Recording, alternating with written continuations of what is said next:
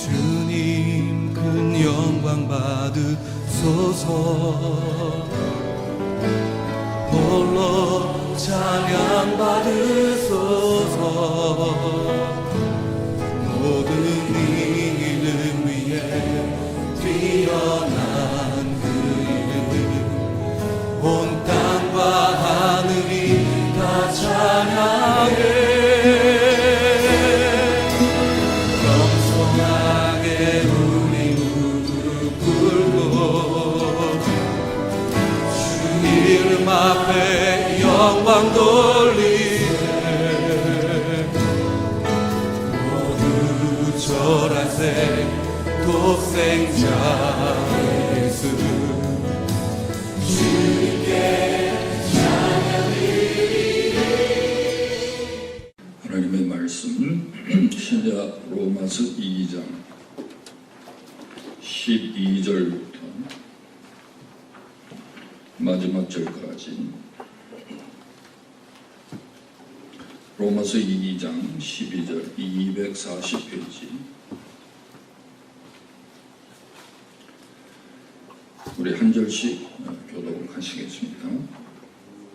무릇 율법 없이 범죄한 자는 또한 율법 없이 망하고, 무릇 율법이 있고 범죄한 자는 율법으로 말미암아 심판을 받으리라.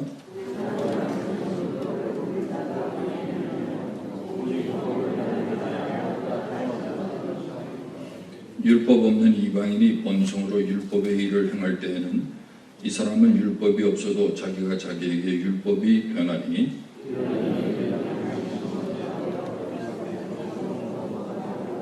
혹은 변명하여 그 마음에 새길 율법의 행위를 나타내느니라. 곧 나의 복음에 이른 바와 같이 하나님이 예수 그리스도로 말미암아 사람들의 은밀한 것을 심판하시는 그날이라.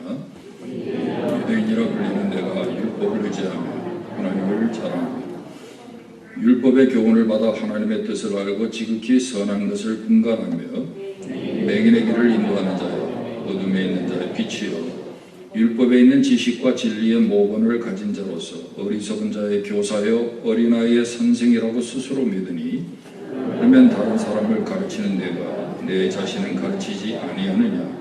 도둑질하지 말라 선포하는 내가 도둑질하느냐? 간음하지 말라 말하는 내가 간음하느냐? 우상을 가증히 여기는 내가 신전 물건을 도둑질하느냐? 율법을 자랑하는 내가 율법을 범함으로 하나님을 욕되게 하느냐?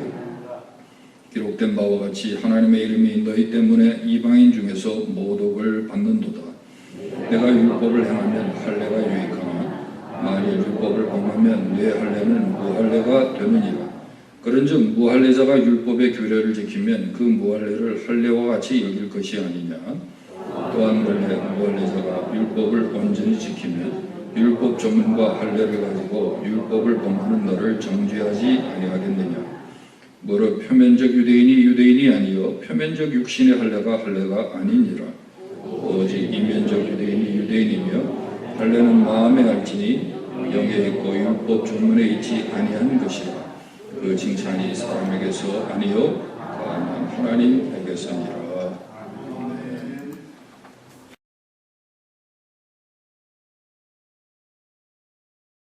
많은 분들이 신약의 로마서를 아주 즐겨 읽습니다. 여러분이 로마서를 왜 즐겨 읽는지 아마 개인마다 서로 다른 이유가 있으리라고 생각이 됩니다. 여러분, 이 로마서가 어떤 책입니까? 로마서를 통해서 바울이 우리에게 가르치고자 하는 것이 무엇일까요? 이 로마서를 읽어보면요, 한마디로 말해서 로마서는 기독교의 신앙과 복음이 무엇인지를 우리에게 설명하고 있어요. 기독교의 신앙, 또 복음이 무엇인지를 로마서가 잘 설명한다는 거예요. 한마디로 말해서 로마서는요, 구원론에 대해서 우리에게 가르치고 있어요. 사람이 어떻게 구원을 받을 수 있는가 하는 질문에 대해서 로마서가 정확하게 우리에게 답을 해주고 있습니다. 그런데 오늘 본문 로마서 2장 12절 이하에 이 말씀은 우리 신자들에게 어떤 교훈을 줄까요? 우리가 읽은 본문의 말씀, 이 로마서 2장 말씀이 우리에게 주는 교훈이 무엇일까요? 그것은요, 구원받는 참 신자의 특징이 무엇인지 오늘 우리 함께 읽은 이 본문이 우리에게 말씀해 주고 있어요. 이 구원받은 신자의 특징이 뭔지 두 가지를 우리가 여기서 찾아볼 수가 있습니다. 그 첫 번째는요, 여러분 정말 구원받은 신자는요, 변화된 양심을 가지고 있어요. 참 신자인가, 참 구원받은 신자인가, 그 특징이 뭐냐면 변화된 신앙 양심을 가지고 산다는 거예요. 구원받은 신자는 말씀과 성령으로 변화된 신앙 양심을 가지고 있습니다. 바울은 디모데전서 1장 19절에서도 신앙생활에 있어서 이 변화된 양심의 중요성을 말하면서 믿음과 착한 양심을 가지라 그렇게 말씀하고 있어요. 여러분 변화된 양심은요 착한 양심이고 그리고 선한 양심인 줄 믿습니다. 근데 양심이 뭡니까 여러분? 양심도 없어. 우리가 그런 말을 하는데 양심이 뭡니까? 양심은요 하나님이 인간을 창조하실 때 하나님의 법을 우리 인간의 마음에 넣어주셨는데 그것이 양심이라는 거예요. 우리를 지으실 때 하나님의 마음을 우리 마음에 넣어주셨어요. 근데 그것이 바로 양심이라는 거예요. 그래서 루터 하르터라는 사람은 이런 말을 했습니다. 양심이 뭐냐 할 때 양심은 하나님을 떠나 범죄한 인간에게 이제 인간이 버렸으니 돌아갈 집이 아직도 있다는 것을 회상시키는 하나님의 마지막 수단이다. 우리가 범죄하고 하나님을 떠났는데 아직도 우리가 돌아갈 집이 아직도 남아있다. 그 있다는 것을 회상시키는 하나님의 마지막 수단이라는 거예요. 그래서 여러분 오늘 본문 14절과 15절에 보면요. 이 마음의 법, 양심이 율법을 모르는 이방인, 그러니까 복음을 듣지 못한 이방인에게는요. 이 양심이 심판의 기준이 된다고 그렇게 말씀하고 있어요. 무슨 말입니까? 율법 이전의 구약의 사람들이나 복음의 계시를 듣지 못한 사람들도 그들 마음속에 하나님이 장치해 두신 이 선악 판별 기제인 양심에 의해서 가책을 받아요. 그런데 이 양심의 증거를 받지 않는 사람은요, 결국 하나님의 심판을 받는다는 거예요. 이거 14절, 15절 읽어보면 참 여러분 이해하기가 그렇게 쉽지가 않습니다. 예를 좀 들면 이런 얘기예요. 많은 사람들이 그러죠. 아니 복음을 듣지 못했는데 어떻게 구원받느냐. 한국 사람들이 주로 묻는 아니 세종대왕이나 이순신 장군은 어떻게 구원받아요? 우리가 알기로 그분들은 위인이고 선인이라고 생각하잖아요. 물론 미국 사람들은 또 다릅니다.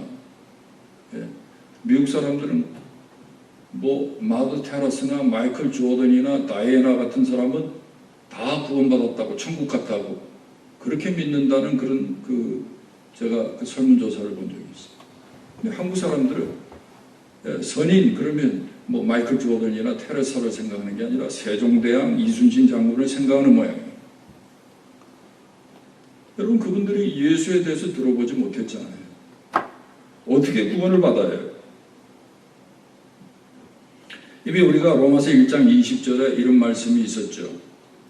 창세로부터 그의 보이지 아니하는 것들 곧 그의 영원하신 능력과 신성이 그가 만드신 만물에 분명히 보여 알려졌나니 그러므로 그들이 핑계치 못할지니라.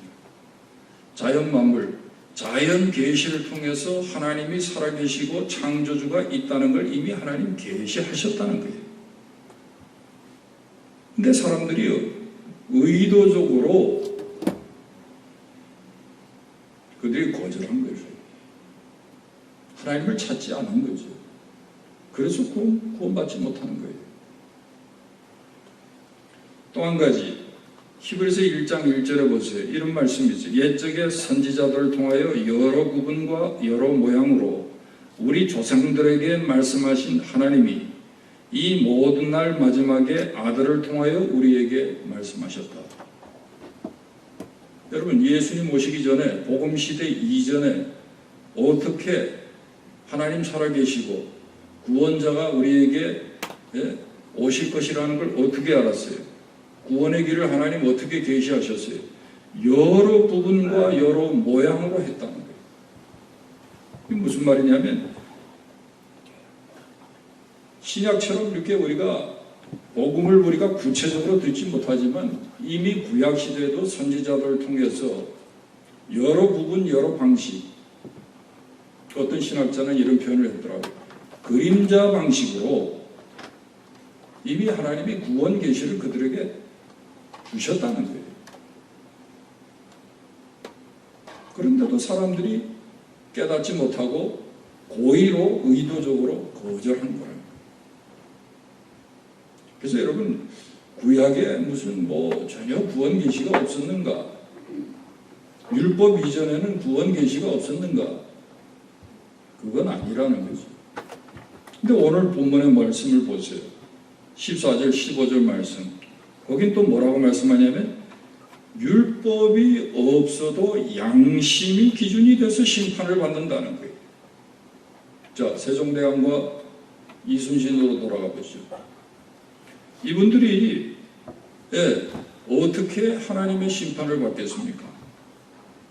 양심이 기준이 돼서 심판을 받는다는 거예요.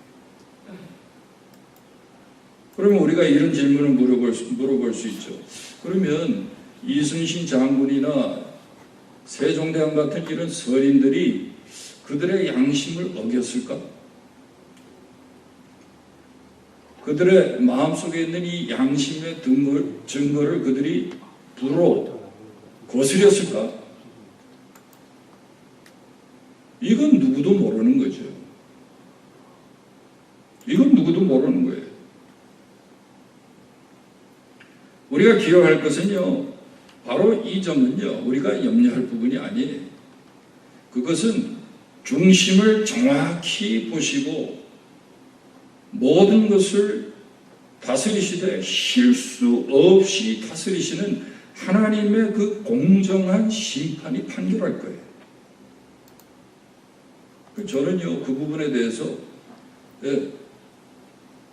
정말 그들이 양심을 거스르지 않았다면, 그 양심의 증거를 받았다면 그분들도 힘이 하나마 구원 계시를 통해서 하나님을 찾았을 거라고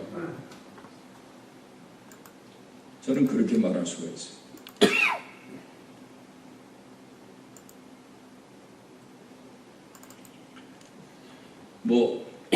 조금 옆으로 벗어나는 이야기이긴 하지만 그럼 우리 한민족이 5000년 역사에 과연 여호와 하나님을 어떻게 알고 있었을까?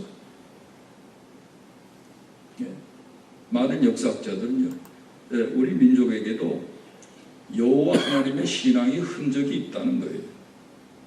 그 오랜 몇천 년 전에도 여호와 하나님의 신앙이 있었다는 거예요.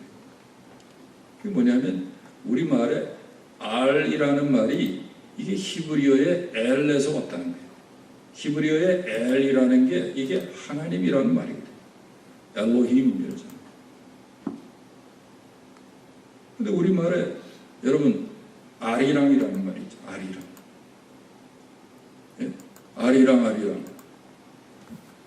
그 말이요, 바로 거기서 왔다는 거예요. 그 이외에도 우리 민족의 역사에도 여호와의 신앙을 가지고 섬겼다는 그런 흔적들이 있다는 거예요. 신라 시대에도 어디에 그런 역사적인 어떤 이런 이 증거들이요, 거기에 남아있다는 그런 제가 글을 읽은 적이 있어요. 어쨌든 여러분 중요한 거는요, 율법이 없어도 양심이 기준이 돼서 심판을 받아요. 양심을 거스리지 않고 양심의 증거를 받아 사신 하나님, 창조주 하나님을 경외하는 신앙을 가졌다면 여러분 율법이 오기 전에 사람들도요 다 그렇게 구원받았거든요. 또 여러 모양과 여러 부분이라 그랬잖아요. 창세기 3장에 보면 여러분 짐승을 잡아드리는 제사, 희생제사, 이게 구원 계시죠. 그림자 계시지만 구원 계시라는 거예요. 그래서 우리가 여기서 생각할 것은요, 우리가 구원받은 신자라면 절대로 신앙 양심에 거슬리는 것은 옳지 않아요. 무엇보다도 이 신앙 양심은요, 하나님의 말씀으로 인해서 더 계몽될 수 있다는 사실을 우리가 기억해야 돼요. 무슨 말입니까?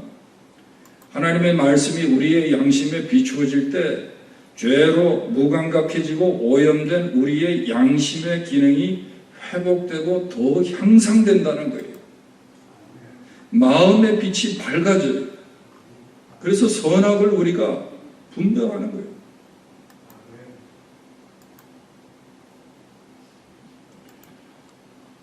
이렇게 신앙 양심이 더욱 점점점 회복되고 향상되는 것을 우리가 아마 성화라고 얘기할 수 있겠죠. 그런데 여러분 반면에 디모데전서 4장 1절과 2절에 보면 이런 말씀이 있어요. 그러나 성령이 밝히 말씀하시길 후일에 어떤 사람들이 믿음에서 떠나 미혹하는 영과 귀신의 가르침을 쫓으리라 하셨으니 자기 양심이 화인을 맞아서 외식함으로 거짓말하는 자들이라, 이런 말씀을 하고 있어요. 여기에 화인 맞은 양심이 어떤 양심입니까? 이건요 착한 양심의 반대예요. 이 양심은요, 화인 맞은 양심은 하나님의 계시의 말씀을 통해서 주시는 성령의 호소를 느끼지 못하는 무감각해진 양심이에요. 또 성령의 호소를 아예 거부하는 완악해진 마음이, 이게 바로 화인 맞은 양심이에요. 결과적으로 이런 화인 맞은 양심을 가지고 사는 사람은 믿음의 선행을 이루지 못하는 거죠. 그러므로 우리가 기억할 수 있기 바랍니다. 참 구원받은 신자는요, 하나님의 말씀을 통해서 우리 양심에 호소하시는 성령의 음성을 항상 민감하게 듣고 그 음성에 따라 행동해야 한다는 거예요. 그게 왜 중요해요? 그렇게 해야 우리가 하나님을 기쁘시게 할 수 있고, 그렇게 할 때 우리가 신자답게 살 수가 있는 거예요. 그래서 여러분, 우리 신앙 양심, 이 신앙 양심을 통해서 성령이 우리에게 주시는 그 호소, 컨빅션, 성령의 음성, 이걸 여러분 우리가 놓치면 안 돼요. 순간순간 들을 수 있어야 돼요. 아주 양심이 고통스러울 정도로 어떤 때는 성령이요, 우리를 책망할 때도 있는데 그걸 무시하거든, 우리가. 절대로 그렇게 해서는 우리가 하나님을 기쁘시게 하는 삶을 살 수가 없어요. 여러분, 분명히 구원은요, 은혜로 말미암은 믿음으로 우리가 구원을 받습니다. 그렇죠? 은혜로 말미암은 믿음으로 우리가 구원을 받아요. 왜 은혜로 말미암느냐? 이게 믿어지기 때문에 그게 은혜죠. 예수를 우리가 언제 보긴 했어요. 근데 믿어지거든요. 그분이 나를 위해서 돌아가셨다는 게 믿어지니까 그게 은혜라는 거죠. 근데 믿음은, 구원은 우리가 믿음으로 받지만 외적으로요, 구원은요, 성결의 삶과 선행으로 나타난다는 것을 우리가 잊어버리면 안 돼요. 우리가 우리의 양심에 호소하는 성령의 음성을 듣고 살면 여러분 우리가 성결한 삶을 살지. 죄와 멀리하는 삶을 사는 거예요. 또 선한 행실을 우리가 가지고 살지. 자, 두 번째, 참 구원받은 신자의 특징이 뭐냐? 28절과 29절이에요. 28절과 29절. 참 구원받은 신자는요, 믿음의 내용이 있어요. 믿음의 내용을 가집니다. 이게 무슨 말입니까? 여기 보면 마음의 할례를 받은 사람, 이런 표현이 나오죠.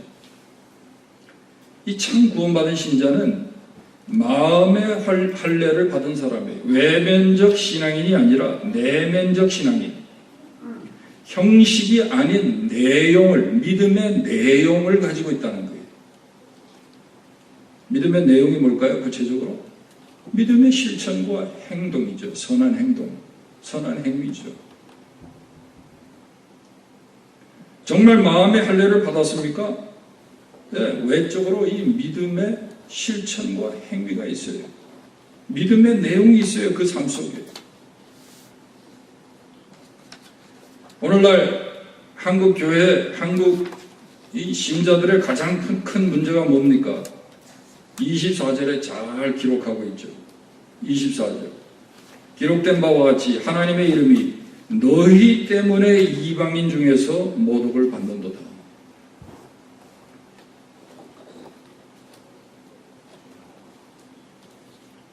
요즘에 한국에 뭐 젊은이들 전도가 안 된다잖아요. 다 떠나고 교회 뭐 대학부 청년부가 존립할 수가 없을 정도로.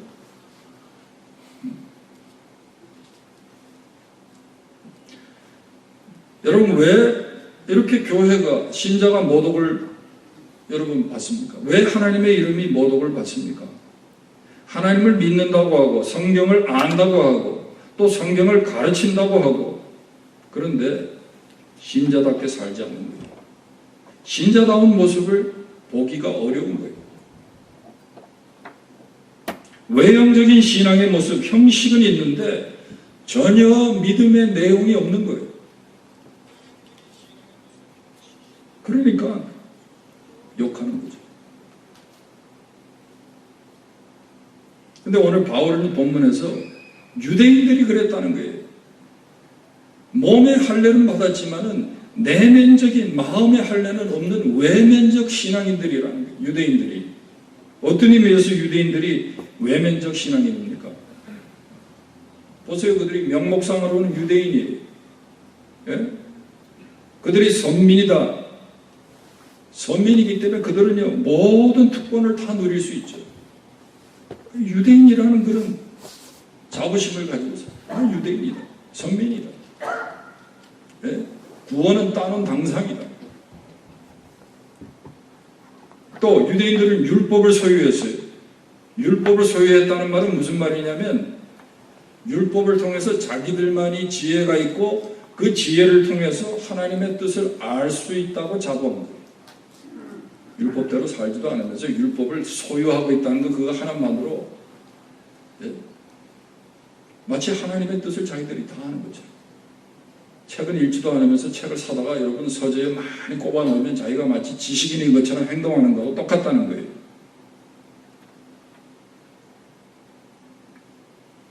또 하나님을 믿는다는 그 사실을요 그들은요 자랑하는 거예요. 우리는 창조주 하나님을 믿어. 니들은 다 범신론이고 다신론이지만 우리는 유일신 하나님을 섬겨요. 우리가 진짜예요. 네? 참 하나님을 우리 믿는 사람들이 그랬다는 거예요. 그뿐이 아닙니다. 율법의 교육을 받아요. 또 율법을 가르칩니다. 그래서 유대인들은 자기들만이 하나님의 뜻을 알고 분별할 수 있는 지혜와 지식이 있다고 그렇게 생각하고 자부합니다. 근데 19절 말씀에 뭐라 그럽니까? 유대인들이요 이렇게 이런 특권을 가지고 있었지만 정작 이 귀한 것들을요 그들은 제대로 사용하지 않은 거예요. 지키지 않은 거예요. 남을 판단하는 판단자가 되고 그들은 오히려 율법을 지키지 않는 외식의 죄를 범하면서 살았다는 거예요. 자, 이걸 한번 적용해 보세요. 오늘 우리는 어떻습니까? 우리는 신앙적인 외형만 가지고 내가 신자인 것이라고 생각하고 내가 구원받았다고 우리가 그렇게 살고 있지는 않느냐. 신앙의 외형, 뭐 3대째, 4대째, 뭐 5대째, 우리 뭐 모태신앙이다. 난 아예 처음부터 태어날 때부터 그래서 유아세례 받고 시작했다. 보수 교회를 떠나본 적이 없다. 보수 교회에서 자랐다는 거예요. 그뿐입니까? 세례도 받았고 교회에서 내가 이런 직분도 받아서 교회를 내가 잘 섬긴다. 근데 여러분, 우리는 이것들을 자랑하고 이것을 의지하면서 신앙생활을 하는 것 같아요. 어떤 때는 그렇게 하고 있기 때문에 이런 내가 신앙적인 배경을 가지고 있기 때문에 나는 구원받은 신자라고 우리가 오해하면서 착각하면서 산다는 거예요. 실상은 여러분 믿음의 내용은 없어요. 성경을 모릅니까? 성경을 우리가 배우지 않았습니까? 예? 귀가 따갑도록 들었는데도 우리는 믿음의 실천이 없어요. 뭐가 선한 것인지 우리가 몰라요? 다 알아요. 예? 어려서부터 귀가 따갑도록 들었는데 왜 몰라요?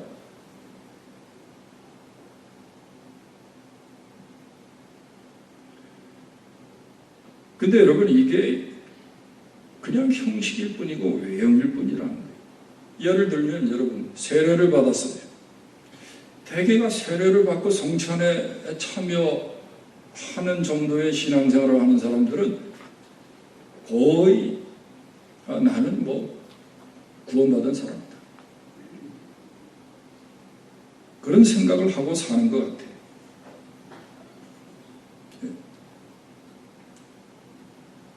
누가 1000명을 대상으로 설문조사를 했는데 마더 테라스는 천국 갔을까요? 에브라함 링컨은 갔을까요? 뭐 다이아나는 천국 갔을까요? 그러면 거기에 대답하는 그 비율이 퍼센테이지가 조금씩 달라요. 마더 테라스가 제일 높아요. 재밌는 게 2등이 마이클 조던이더라고요. 3등이 다이아나예요. 근데 진짜 1등 중에 1등이 누군지 아세요? 자기 자신. 위인들에 대해서는 누구는 오케이, 누구는 예스, 누구는 노 하는데 당신은 천국에 갈 수 있다고 생각합니까? 구원받았습니까? 거기는 87%가 다 예스라고 대답했다는 거예요. 이거 뭘 여러분 시사하죠? 구원의 문제에 있어서는요, 이상하게 우리가 자기 자신에게 너무나 너그러운 거예요. 기준을 확 낮춰버립니다.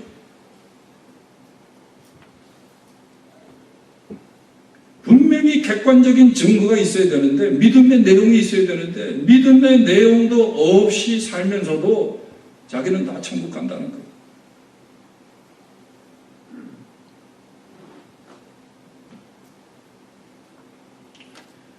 여러분 세례를 예를 들어보세요. 세례가 뭡니까? 세례. 세례를 제대로 받은 사람은 이 세례의 의미를 알아야 돼요. 세례의 의미가 뭐예요? 따라합시다. 그리스도와의 연합. 우리 뉴라이프 교회들은 이 정도 수준은 돼야 됩니다. 그리스도와 함께 죽고 그리스도와 함께 사는 거예요. 연합했기 때문에. 그게 세례예요. 세례를 받았으면 그리스도와 함께 죽고 그리스도와 함께 사는 삶을 우리가 살고 있어야지 지금. 갈라디아서 2장 20절 말씀이 뭡니까 여러분? 다 암송하시죠. 내가 그리스도와 함께 십자가에 못 박혔나니 그런즉 이제는 내가 사는 것이 아니요 오직 내 안에 그리스도께서 사는 것이요.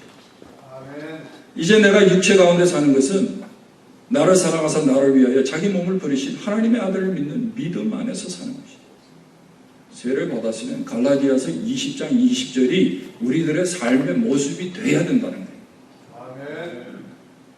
세례를 받았고 그래서 정말 내가 갈라디아 20장 2장 20절의 말씀대로 내가 살고 있다면 여러분의 구원에 대해서 의심하지 않아도 돼요. 근데 이 삶의 모습이 내 안에 없어. 이 믿음의 내용이 없어요. 나는 있다고 생각하는데 남이 볼 수가 없어요. 이건 위험한 거죠. 이건 안타까운 거죠.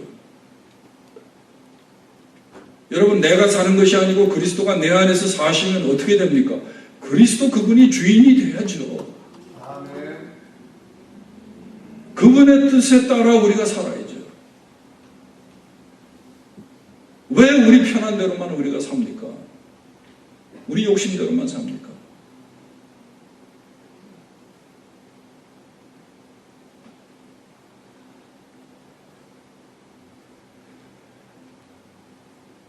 어떤 분은 그러더라고요.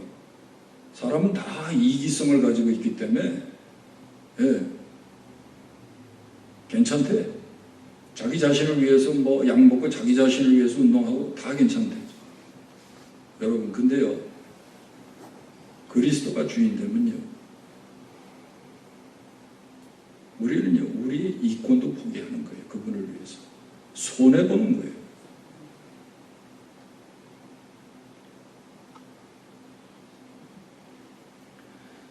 아무리 좋은 신앙의 배경과 전통을 가졌어도 내게 믿음의 내용, 실천이 없으면 그건 이미 믿음 생활 부도난 거죠. 많이 배우고 그래서 알고 잘 알아요. 모르는 게 있나요? 그래서 남을 가르쳐요. 그런데 우리가 말씀대로 살지 않아요. 그건 뭘까요? 그건 외식이죠. 연기란 말이죠. 연기. 무대 위에서 하는 연기란 말이죠. 신자 놀이 하는 거죠. 신자 놀이.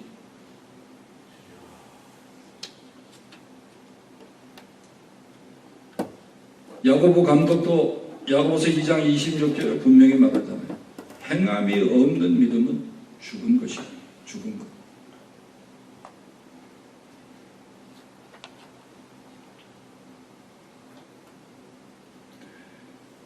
제가 이 보수주의 교회에서 자라다 보니까요, 참 이렇게 반항심도 많이 생기고, 한참 어릴 때는 그랬는데, 아니 보수 하면서 말이죠, 이분들이 죄를 제일 많이 짓더라고요. 비난하고 정죄하는 거는요, 이 보수주의자들이 제일 많이 하는 거예요.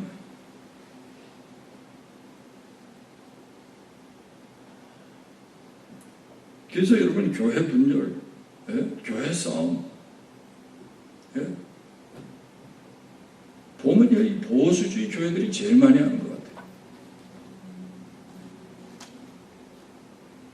여러분, 한번 따라합시다. 이건 누가 한 말인지 모르겠는데, 제가 한번 이걸 어디서 코테이션을 했어요. 정행이 없는 정통은 죽은 정통이다. 한번 따라합시다. 정행이 없는 정통은 죽은 정통이다. 다 오르스닥스래. 남들은 다 사이비고.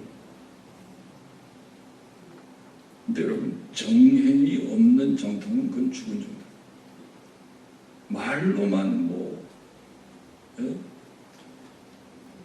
우리가 옳고 우리가 의롭고. 근데 삶이 없어요. 그건 죽은 거예요, 죽은 거.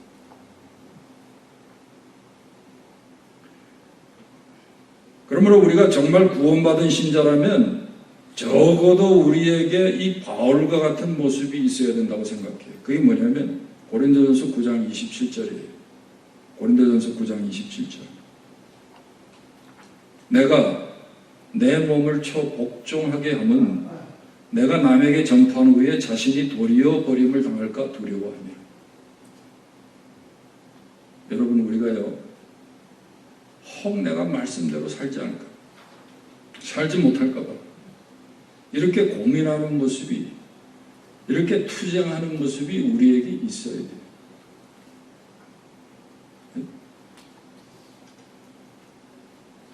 내 몸을 초복종하고 내가 안다고 하고 믿었다고 그러고 가르친다고 하는데 나는 그대로 살지 못하는 건 없는 거예요. 이게 여러분 고민이 돼야 돼요. 그렇다면 여러분 그 사람은 구원받은 신자죠. 이게 전혀 마음에 부담이 되질 않는다. 양심에 꺼림이 없다. 이건 문제가 있는 거죠. 빨간불이 들어오는 거죠, 벌써.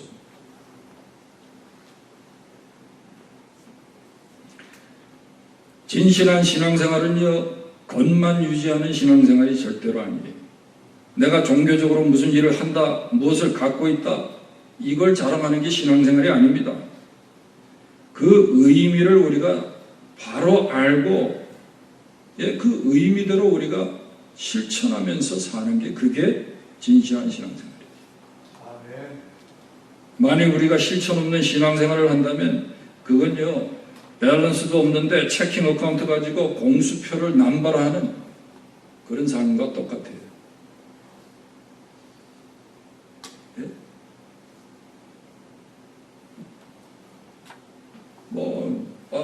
할렐루야, praise the Lord. 근데 내용이 없어.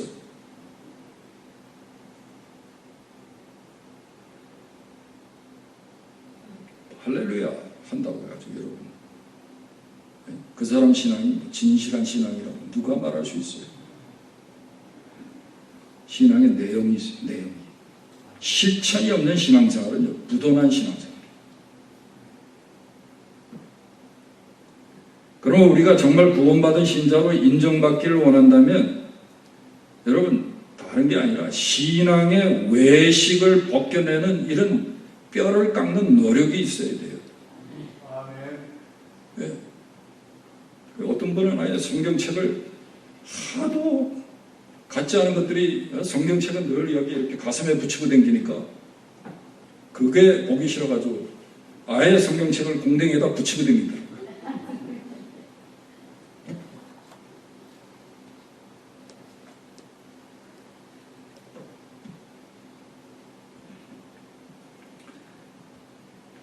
말씀을 마무리합니다. 여러분, 정말 우리가 내용이 있는 신앙생활을 하기 위해서 필요한 것이 뭘까요? 제가 곽순희 목사님 책을 보니까 두 가지를 얘기를 하더라고요. 두 가지. 그 첫 번째가 뭐냐면 처음 믿을 때처럼 믿으려고 노력하라는 거예요. 여러분, 첫사랑이 제일 순수하죠. 정말 믿음의 내용이 있는 삶을 살기 위해서 처음 믿을 때처럼 믿으려고 노력하는 거예요. 두 번째는요, 매일을 오늘이 마지막인 것처럼 종말론적인 자세로 살라는 거예요. 이제 내가 곧 죽는다는데 여러분, 사기치는 사람 있어요? 예? 거짓말하는 사람 있을까요? 다 내려놓던데 제가 보니까.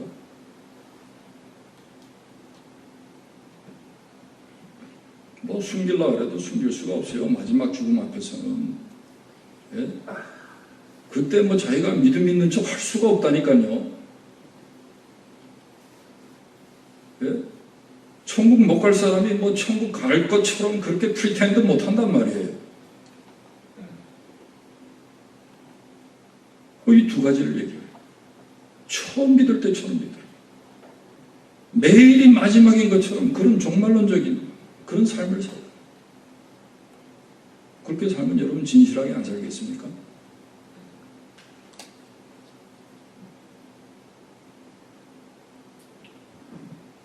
저는요, 한 가지를 제가 더 보탭니다. 마가복음 7장 6절에 이 백성이 입술로는 나를 공경하되 마음은 내게서 멀도다. 입술로는 나를 공경하되 마음은 내게서 멀도다. 립 서비스는 얼마나 잘하는지 다 충성하겠대. 다 주를 위해서 헌신하겠대. 근데 왜 서약을 안 지키냐고요? 왜 하나님 앞과 사람 앞에서 한 약속을 안 지키냐고요? 예? 교회의 영적인 리더십의 지도를 받겠다 그랬으면 받아야지. 왜 껌껌이 여러분 문제를 삼고 가십을 하죠?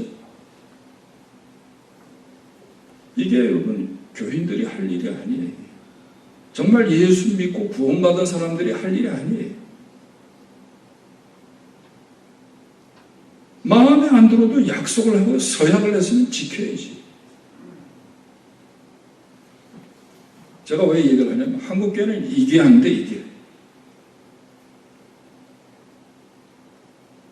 그래서 여러분 우리가 욕을 먹는 거예요. 예? 단체로 욕을 먹는 거예요. 단체로. 목사가 제일 도둑놈이고 거짓말쟁이고. 예?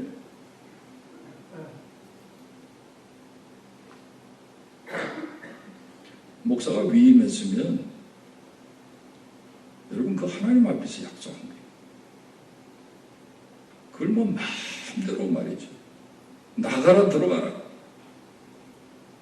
이건 여러분 성도들이 할 일이 아니에요. 구원받은 신자의 모습이에요.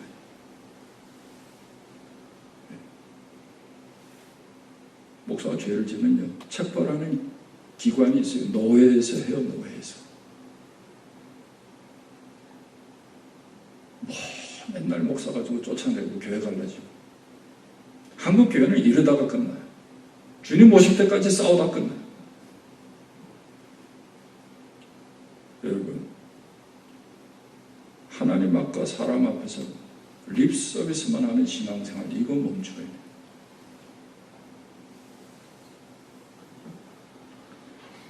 말씀 맞습니다, 여러분. 여러분 참 구원받은 신자이세요? 그러면요, 조금 전에 말씀드린 적어도 이 두 가지, 적어도 이 세 가지, 이 실천이 있어요. 이 믿음의 내용이 있어야 돼요. 입술이 진실해야 돼요. 매주 우리가 신앙 고백을 하는데 신앙 고백대로 안 살고 하나님 앞에서 서약한 거 안 지키고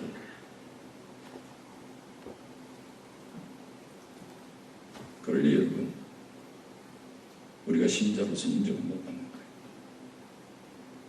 네. 여러분 우리의 외적인 모습도 외형도요 네.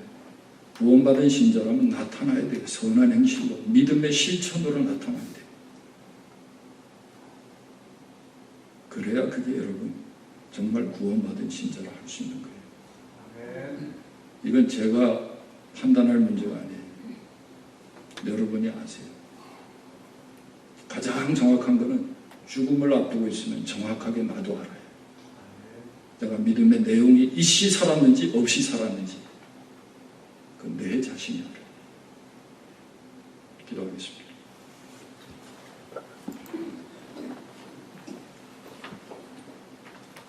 하나님 아버지 감사합니다.